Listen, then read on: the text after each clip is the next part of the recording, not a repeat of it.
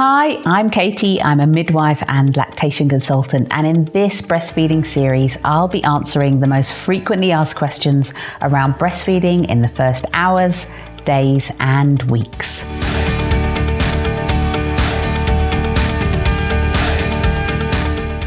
The first night at home is often the trickiest. This is normal for nearly everybody with a new baby, so please don't worry. Most babies tend to really wake up on their second to third night. This means that your baby will probably want to feed all night long. This is normal, but can be exhausting. So how do you cope with this?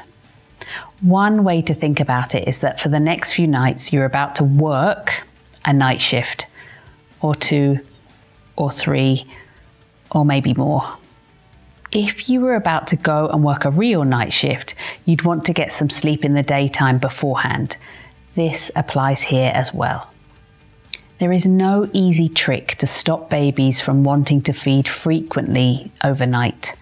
So the way to cope is to try and get as much sleep as you can when you can, during the day, as well as in between feeds at night, of course.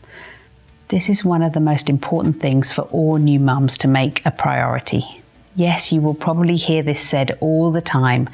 There's a reason for that, because these first few days are both beautiful and exciting, but also at times exhausting and emotional. Having a baby is likely to be one of the most incredible and wonderful times of your life. But for some, it can also be understandably challenging, especially in the first few days. Mums are naturally tired after birth, and then add to that learning how to get the hang of breastfeeding, learning how to understand your baby's feeding cues, learning what every cry really means, and learning how to know your baby has had enough milk. This takes time for every new mum. So having enough sleep can make everything feel that bit easier to cope with. Here are some of the top tips many mums say have helped them in the first few days after they have given birth. Limit your visitors. Keeping some time for yourself allows you to settle into your new role as a mum and family. Be kind to yourself. Don't be afraid to ask for help from others. Ideally, have some yummy, healthy food stocked up in the freezer before you go into labour, so you don't have to cook in those first few days at home. And definitely don't even think about doing any cleaning yet. Feel confident knowing that your baby is getting well fed. If it's helpful, keep a note of how many times your baby has fed, how many wet diapers and how many dirty diapers, plus the colour of the poos. We have another video which talks about how to know your baby is getting enough breast milk. Remember, it is normal that your baby probably wants to be near you or held by you almost all the time. Your baby has spent the last 9 months in constant contact with you, knowing every movement, every sound, and every heartbeat. Therefore, it's absolutely normal for us as tiny humans to want to be held and made to feel secure as we venture out into this new world. As your baby grows older over the next few days, weeks, and months, it will become easier to settle your baby.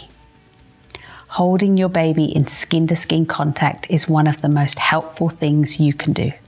Skin-to-skin contact helps to calm both mum and baby. It helps babies to cry less, it helps babies to seek out the breast and feed, and it helps your milk to flow.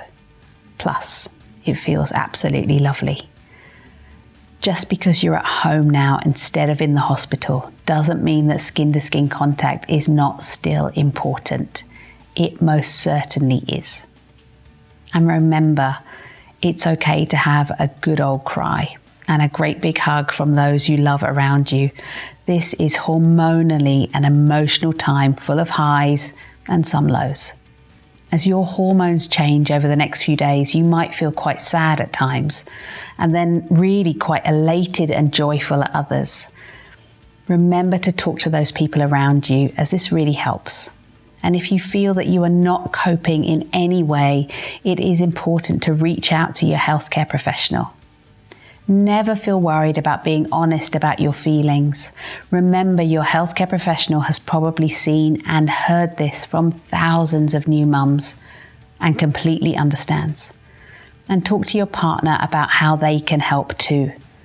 Sometimes it can be really difficult for a partner as they feel like the bystander when they can't feed the baby. But your partner can help you and your baby in so many other ways.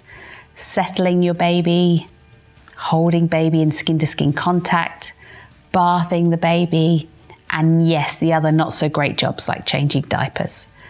But the little things around the house, like keeping you well fed and the occasional tidy up, can be worth their weight in gold in these first few days. A partner's job is to look after the mum so she can concentrate on learning to breastfeed with her baby. For more information, support and tips, check out our other videos in this series.